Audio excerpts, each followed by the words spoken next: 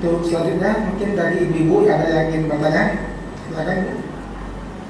Saya kasih kesempatan dari ibu-ibu atau remaja putri yang ingin menanyakan langsung kepada Ustaz akhir zaman yang ada pada malam hari ini. Ada Bu? Ada? Ada? Silakan.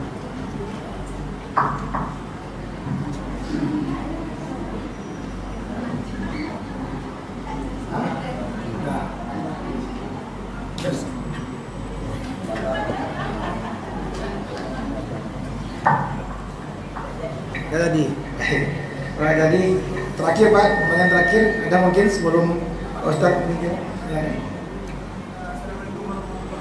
Waalaikumsalam.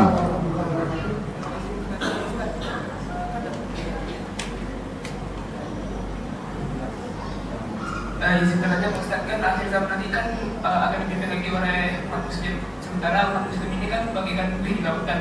Kan umat muslim ini terbagi menjadi beberapa golongan. Nah, sekarang kan umat muslim apalagi di Indonesia terutama terlalu banyak umat muslim yang mengeksklusifkan dirinya sendiri. Nanti di akhir zaman itu apakah seluruh umat muslim yang beraneka ragam ini menjadi satu, atau memang ada satu kelompok umat muslim inilah yang akan memimpin akhir zaman nanti yang di fase kelima tersebut, Ustaz? Ya, memang ada ungkapan dalam hadis Nabi tentang apa yang disebut dengan Taifah Mansurah. Ya, Taifah Mansurah itu sekelompok orang yang mendapat pertolongan dari Allah Subhanahu wa taala, dan sekelompok orang yang akan menjadi baris terdepan umat ini untuk menghadapi kebatilan. Ya, hadisnya berbunyi diantaranya, la tazalu ta'ifatun min ummati zahirina alal haqqi la yadurruhum man khalafahum wa man khadalahum hatta ya'tiya yaumil qiyamah. Ya, artinya akan senantiasa ada sekelompok dari umat ini yang senantiasa membela kebenaran. Mereka tidak bisa disakiti oleh pihak yang ingin menyakiti mereka, dan mereka tidak bisa dizolimi oleh pihak yang memudaratkan mereka, dan mereka akan seperti demikian sampai datangnya as-sa'ah, sampai datangnya hari kiamat. Ya. Nah, siapa mereka ini? Ya sudah barang tentu kita tidak bisa menyebutkan sekarang. Nggak bisa kita menunjuk kelompok ini tertentu, tidak. Kenapa? Karena sekarang ini berbagai kelompok yang ada ini adalah kelompok-kelompok yang berijtihad untuk berjuang. Yang kadang-kadang di dalam kelompok itu ada orang-orang yang memang lurusnya, orang yang jujurnya, orang yang baiknya, tapi juga ada dalam kelompok-kelompok itu orang-orang yang agak menyimpang, yang keluar dari garis ketentuan Allah dan Rasulnya. Ya, ini realitas dunia umat Islam hari ini.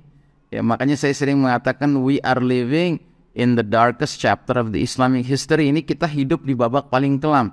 Di era ini we are a leaderless ummah. Kita ini umat yang nggak punya pemimpin, Pak. Kita seperti anak-anak ayam kehilangan induk. Ya. Nah, maka yang menjadi kewajiban kita adalah masing-masing kita berlomba-lomba berusaha memenuhi sifat-sifat jundullah, tentara Allah, dengan harapan kalau sifat-sifat itu sudah kita tanamkan pada diri kita dan keluarga kita, mudah-mudahan diri kita dan keluarga kita dipilih oleh Allah untuk boleh bergabung dengan sang pemimpin yang dijanjikan oleh Nabi di akhir zaman, yaitu Al-Mahdi. Ya, karena Al-Mahdi ini dalam hadis Nabi dikatakan yamla'ul ardo qistan wa adlan kama muli'at jawran wa zulman. Al-Mahdi akan penuhi bumi secara merata dengan keadilan sebagaimana sebelumnya bumi dipenuhi secara merata dengan kezoliman. Sekarang dunia sedang dipenuhi secara merata dengan kezoliman. Nanti akan beralih, Pak, menjadi penuh dengan keadilan jika the certified leader sudah hadir, pemimpin yang dapat sertifikasi dari Allah dan Rasulnya, Al-Mahdi.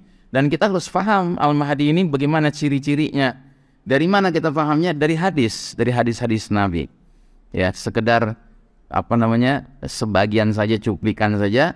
Al-Mahdi itu munculnya dalam bentuk terjadinya pembaiatan paksa di depan Ka'bah oleh sejumlah orang yang kata Nabi seperti jumlah pasukan perang Badar, 313 orang alim, orang soleh, nggak pakai perjanjian, tiba-tiba mereka ada di depan Ka'bah mendapati seorang laki-laki yang mereka yakini inilah Al-Mahdi, dan mereka minta dia untuk mengulurkan tangannya untuk dibaiat. Tapi laki-laki ini menolak, karena laki-laki ini orang beriman yang sejati, ciri orang beriman sejati tidak punya ambisi kepemimpinan, kekuasaan, ya. Karena dia khawatir sesuai arahan Nabi, sesungguhnya jabatan kepemimpinan berpeluang menjadi sumber fitnah di dunia dan sumber kehinaan dan penyesalan di akhirat. Satu. Yang kedua, kenapa dia harus dibaiat paksa? Karena Al-Mahdi tidak tahu dirinya Al-Mahdi. Mengapa demikian? Karena Allah ingin memelihara Al-Mahdi. Kalau Al-Mahdi jauh-jauh hari sudah tahu dirinya Al-Mahdi, orang lain pun bisa tahu dia Al-Mahdi. Kalau orang lain bisa tahu dia Al-Mahdi, tentu musuh pun bisa tahu dia Al-Mahdi jauh-jauh hari. Kalau musuh sudah tahu mana yang Al-Mahdi, kira-kira diapakan, Pak? Dibungkus, ya. Masuk plastik, dilempar ke tong sampah sejarah, kan begitu, ya. Nah, jadi Al-Mahdi munculnya secara pembaiatan paksa, ya. Tidak semua orang tahu berita ini, tapi kemudian ada suatu peristiwa berikutnya yang menyebabkan viral beritanya, yaitu ada pasukan dikirim dari Syam untuk memerangi Al-Mahdi dan orang berbaiat pada Al-Mahdi, tapi pasukan ini Allah benamkan antara Mekah dan Madinah. Nah, peristiwa pembenaman di Jazirah Arab yang membenamkan pasukan ini viral ke seluruh dunia. Semua muslim yang mengikuti berita ini dan faham tentang Al-Mahdi langsung sadar, oh, Al-Mahdi sudah hadir. Tandanya seperti itu. Dan itu menunjukkan apa? Menunjukkan bahwa kewajiban yang Nabi sampaikan 15 abad yang lalu menjadi jatuh kepada setiap muslim hari itu.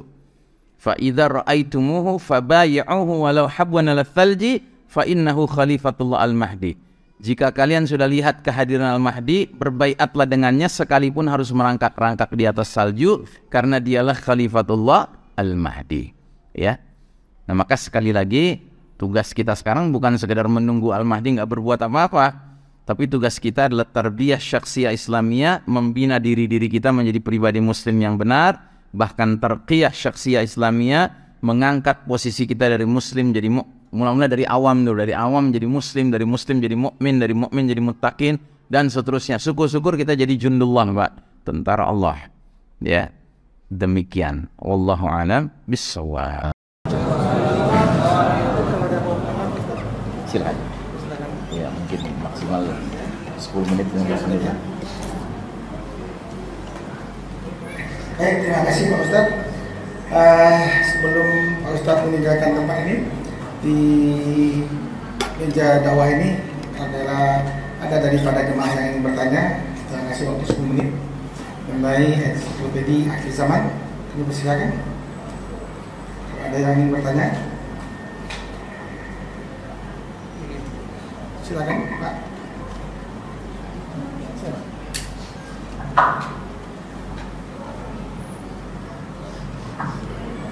Bismillahirrahmanirrahim. Assalamualaikum warahmatullahi wabarakatuh. Nama saya Jasmi, Pak, dari Kampar. Saya ingin menanyakan tentang moderasi beragama. Itu apa termasuk salah satu upaya untuk melanjutkan agama Islam itu sendiri? Ya, baik. Jadi kalau kita buka Al-Quran, Allah Subhanahu wa Ta'ala menyatakan di surat Al-Ma'idah ayat 3, Al-yawma ya'isal ladzina kafaru min dinikum. Pada hari ini telah berputus asalah orang-orang kafir untuk mengalahkan agamamu. Ya, agama Islam ini orang kafir sudah putus asa untuk mengalahkan Islam, ya. Tapi jangan salah, mereka tidak putus asa mengalahkan umat Islam.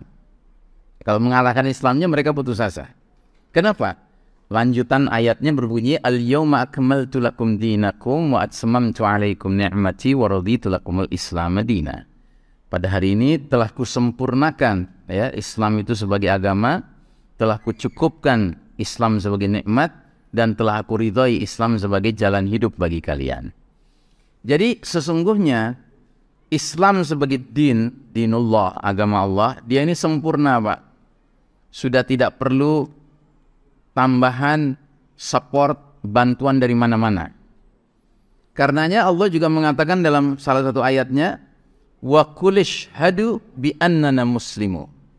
Katakanlah, saksikanlah kami ini kaum muslimin. Ya, kaum muslimin. Titik. Enggak ada Allah menyuruh kita menyebut diri muslim moderat, enggak ada. Muslim fundamentalis nggak ada, Muslim Nusantara nggak ada. Ya, Muslim sudah selesai. Karena menjadi Muslim itu berarti sudah berpegang kepada agama yang sempurna, yang nggak perlu bantuan dari mana-mana lagi. Maka apapun sebutannya Pak, kalau kemudian itu disematkan kepada ajaran Islam, sesungguhnya sebutan itu menjadi tanda tanya besar buat kita. Kenapa mesti disematkan kepada Islam? Faham Nusantara misalnya begitu. Memangnya selama ini Islam apa yang kita imani, kan begitu? Ya, kok tiba-tiba muncul sekarang Islam Nusantara, Islam moderat, Islam modern, ya, Islam toleran, begitu. Memangnya selama ini Islam tidak toleran? Ya. Nah, jadi semua bentuk tambahan embel-embel kepada sebutan Islam, hakikatnya itu adalah upaya untuk melencengkan Islam sebagai agama yang asalnya sempurna di sisi Allah menjadi agama yang seolah-olah perlu bantuan dari pihak lain. Islam tidak perlu bantuan dari pihak lain. Ya, jelas ya? Wallahu a'lam bishawab. Pak, untuk selanjutnya ada mungkin pertanyaan kedua sebelum kita tutup. Silakan Pak. Ada yang mau ditanyakan, silakan. Assalamualaikum warahmatullahi wabarakatuh. Waalaikumsalam. Saya mau tanya Ustaz, ini maksud kan ada yang dibilangnya dukun itu sebenarnya kayak mana sebenarnya Pak Ustaz? Apa pengertiannya? Ya. Jadi dalam hadisnya Nabi Muhammad SAW menyatakan bahwa ad-dukhan yang artinya kabut asap, ya, itu akan menyelimuti seluruh permukaan bumi di wilayah timur dan di wilayah barat. Arba'ina yauman wa arba'ina laylah, 40 hari 40 malam, ya. Nah, pertanyaan, dukhan ini disebabkan oleh apa? Nah, menurut Syekh Mubayyad, penulis kitab ensiklopedia akhir zaman ini, ya, kitab ini, beliau menduga kuat dari hadis-hadis Nabi juga bahwa dukhan ini datang sebagai efek dari hantaman benda keras yang jatuh dari langit, yang kita kemudian menyebutnya meteor, ya. Jadi akan ada meteor berukuran besar, ya, bergerak dengan kecepatan yang sangat tinggi, ya. Nah, ini akan menjadi sebab munculnya kepulan asap kalau dia jatuhnya di daratan.